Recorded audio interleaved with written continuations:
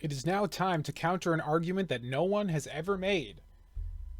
A world without money will still have currency. What do I mean by that? I feel like there's a lot of people who are kind of like anti-capitalist, and you know what? It's growing on me. It's growing on me. I was kind of capitalist for a good amount of years, like 5 or 10 years. But back in like 2009, I was pretty anti-capitalist. I was on the resource-based economy train, watched Zeitgeist a lot, got down with that shit, carrying capacity of the earth, technology, all that shit, pretty good. Then after college, kind of got back into the capitalism thing because I was trying to like make it online as an artist, got more into like business stuff, thought about that. Now with the world falling apart, I'm kind of falling back into the socialism bandwagon. This whole house of cards seems to be right ready to fall down. So, not so great.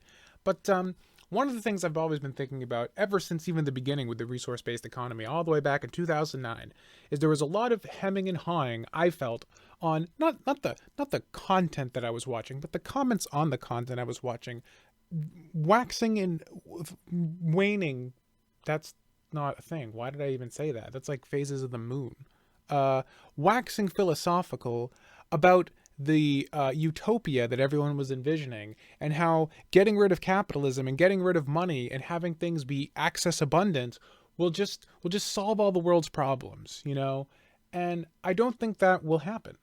I mean, I think anybody with a brain would think that wouldn't happen, but I think that the underlying problems that money presents will still be present to a certain degree. I would argue to a large degree, even without the struggles tied to money being a problem in society anymore. I don't think having access to the necessities of life and even the creature comforts of life without having to invest capital into it will fix the inherent problems that money presents.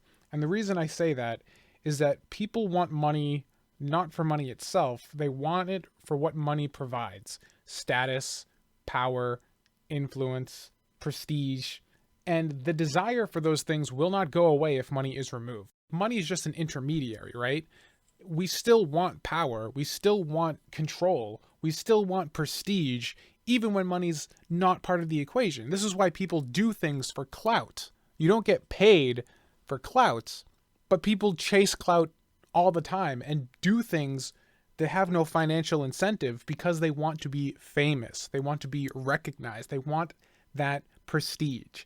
And even in a world without money, that desire for prestige will remain. And I think even in the socialist utopia, we're still going to have a lot of interpersonal conflict, a lot of egos butting heads, especially because once you kind of have taken care of all the necessities and everyone has more free time in this utopian world, your ego becomes the only thing left to feed, or the only thing left that needs to be struggled to be fed. If you can have access abundance to food, shelter, and basic necessities, the only thing left is your ego. And that's the one thing that can't be given to you by the state. It has to be hard fought by you in the marketplace of ideas. So I just feel like that might become more of a problem, because everybody who's so caught up in just trying to pay their bills all of a sudden needs to search deeper for meaning and purpose. And I just think that the socialist utopia is going to have its own fucking problems. This is a short podcast because this is a simple thought that everybody probably already knew, but it's been bumping around in my brain for a while now. So here you go. Short podcast. Go back to your day. I think this one's coming out on a Monday. Have a good Monday, and I'll talk to you later.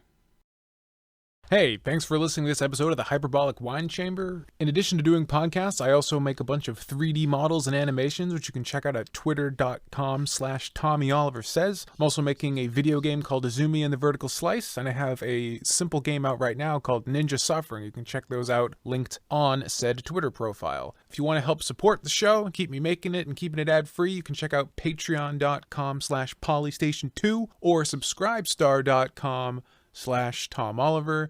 Patrons have access to over 70 bonus podcasts, so if you like this podcast and want more right now, that's the place to do it. Thanks again for listening. This podcast updates 3 days a week, ideally, Monday, Wednesday, Friday, so feel free to subscribe on your preferred platform so you can catch new episodes as they come out. And patrons get episodes a week early. That's all I got for now. Have a good one.